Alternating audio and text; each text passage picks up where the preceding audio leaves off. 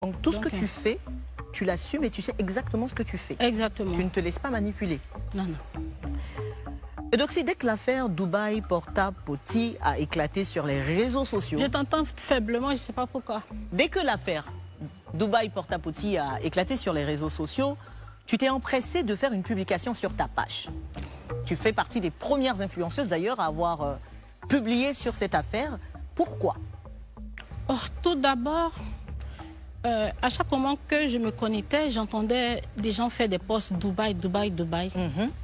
Et mes followers ont commencé à commenter mes publications en disant « On sait maintenant ce que tu fais à Dubaï. » D'accord. Mais je ne comprenais toujours pas. J'ai demandé à un de mes grands frères « Mais qu'est-ce qui se passe à Dubaï ?» Il m'a dit qu'il n'en savait rien. C'est comme ça que j'ai fait un post en écrivant « Mais qu'est-ce qui se passe à Dubaï ?» Que mes bébés me tiennent informés. Et bizarrement, dans les commentaires, les gens ont commencé à dire « Mais c'est toi qui dois nous informer puisque tu as l'habitude d'aller à Dubaï. » Donc c'est en toute innocence que tu fais ce post? En toute innocence. Je ne savais même pas ce qui se passait à Dubaï. Et c'est dans les commentaires que je suis pour finir. Et donc en faisant cette publication, à savoir que se passe-t-il à Dubaï, mes bébés, Affaire et moi, à quel genre de réaction tu t'attendais? Oh, pas vraiment à quelque chose. Je voulais être informée parce que j'entendais Dubaï, Dubaï, Dubaï. Et dans mes commentaires, on me disait, on sait ce que tu fais maintenant à Dubaï. Donc j'étais perdue au fait. J'ai demandé, personne n'a été fichu de m'expliquer. C'est comme ça que j'ai fait le post. Comment tu as pris les commentaires, les nombreux commentaires qui n'étaient pas forcément valorisants pour toi? Oh, mais dans le début, ça me faisait rigoler. Quand je me suis renseignée, d'autres me disaient que c'est toi qui dois nous informer, mais d'autres m'ont informé, ils ont envoyé la capture de cette fameuse vidéo. Et j'ai demandé à voir cette vidéo.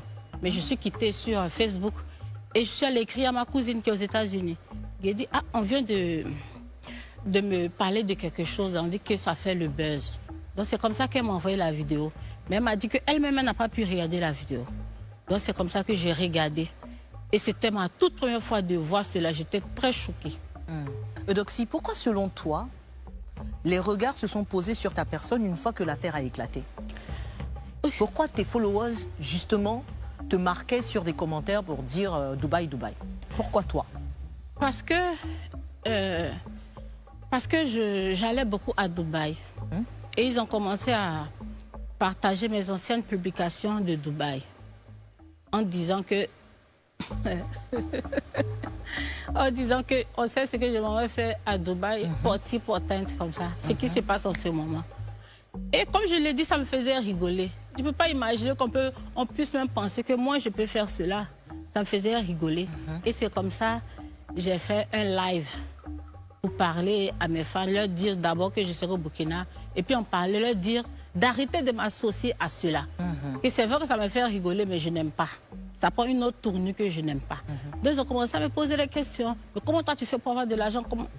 C'est sorti là. Donc c'est ma vidéo, les paroles que j'ai dit, que les pages people ont commencé à prendre certaines parties pour faire des vidéos contre moi. Mais pendant même mon direct, il y a quelques fans qui écrivaient en disant qu'il y a une blogueuse en France qui dit que moi, je mange le caca qui a confirmé. Toi, Eudoxie, qu'est-ce qui te fait partir à Dubaï? Pourquoi tu es là-bas tout le temps? En premier lieu, j'aime Dubaï parce que c'est beau. J'aime y être. Et mon dernier voyage à Dubaï, c'était pour mon anniversaire, pour me faire plaisir, au fait. C'est un voyage qui a été financé par qui? Tu as dit que tu venais te confesser, hein, Eudoxie. C'est un voyage qui m'a été offert, mais je ne peux pas dire le nom de la personne. Sans citer la personne, c'est qui? C'est un chéri, c'est un grand frère, c'est un prétendant, c'est un dragueur? Parce que ça coûte cher quand même. Et tu as même posté une fois le tarif de la chambre d'hôtel par jour, et je crois qu'on était au-delà du million. Qui fait ça sans rien demander en retour? C'est quelqu'un qui m'apprécie énormément. Et comme il a su que c'était mon anniversaire, il a voulu me faire plaisir.